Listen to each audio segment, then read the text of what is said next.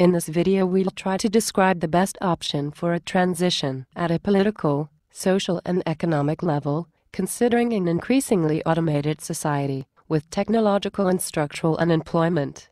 The objective of the economy is by definition supplying the demand, not creating jobs.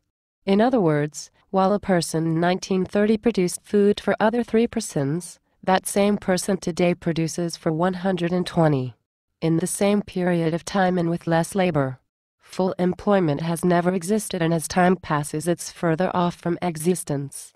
Where we needed 500,000 workers, today we need 1 engineer. Technology is racing forward, and it's cheaper today for industry to automate. There's no air conditioning, no people that you have to pay, no salaries, no insurance that you have to pay. It's even becoming cheaper to automate than to outsource today. There are many factories at almost 100% automation. So as soon as there are more people who automate, and they have to stay ahead of the competitive edge, then that means that people will not have jobs and they will not have purchasing power to buy the goods turned out. Realizing the system's collapse due to the end of the monetary labor model, the transition that will be analyzed in this video is Minarchism plus basic income. Minarchism, sometimes called minimal state or minimal government, is a political and economic ideology that proposes that the size, role and influence of the government in a free society should be minimum, only big enough to protect freedom and property of each individual. The reasons why we support the minimization of the government power are evident analyzing the situation in any current country. Every government is corrupt and bureaucratic by definition. People need to pursue first their personal well-being before someone else's. Is the physical and natural reality of our existence. No animal in scarcity conditions cedes its food to other animal. It's a biological response produced by a naturally scarce environment. In words of Lord Acton, power corrupts and absolute power corrupts absolutely.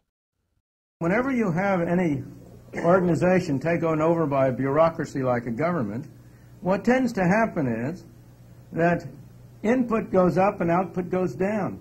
That useless work tends to displace useful work. And he illustrated it with hospital service in the United Kingdom.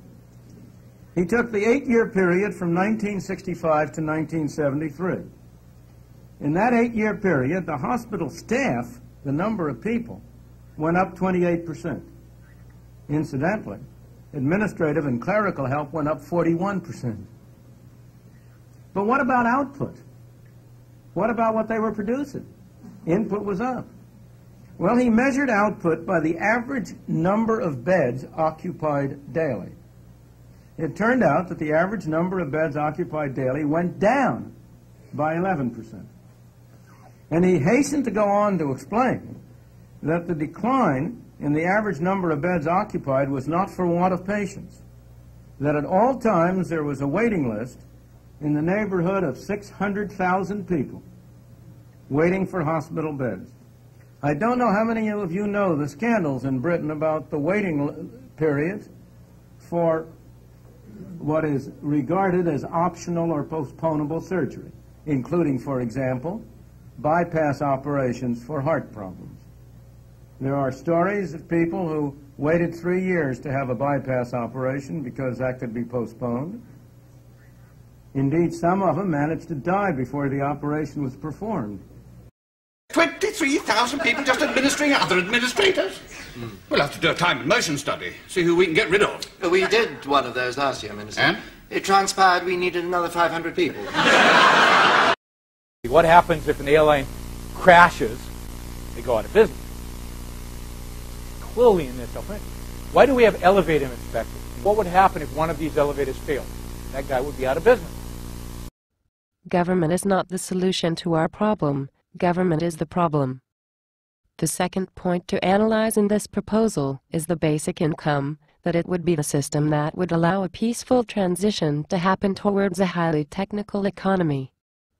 Basic income is an income that is received with the only condition of being an adult citizen. The basic income is paid by the state, that in the case of minarchism would be the only role of the state in the economy. The objective of this fixed income is to allow the person to acquire an average life level, whether he's employed or not. Everybody receives this income, the rich and the poor, employed people and unemployed people. The advantages of the basic income are: the situation for people with low purchasing power gets better. Unpleasant jobs would be better paid or automated. More pleasant and satisfactory jobs would get a lower pay. Workers would be in a better position to negotiate their contracts of employment.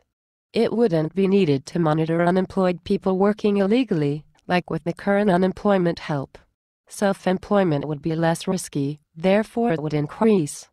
Bigger salaries, that would also receive the universal income, would be more affected by direct taxes. As a result, the state would recover the money that those salaries receive. The main disadvantage, according to its detractors, is that immigrants would come to get the income with no productive activity. This can be solved, during the transition, with a restrictive immigration policy. This project is only a model of transition. It's not a solution to all the problems that we have. It's only a better way to face this historical period, marked by the new knowledge and advances in science and technology. For further information about the basic income, we recommend these websites. For a long-term solution to the challenges we must face, we recommend to investigate the proposal of the Venus Project. You can find more information about it in the website thevenusproject.com.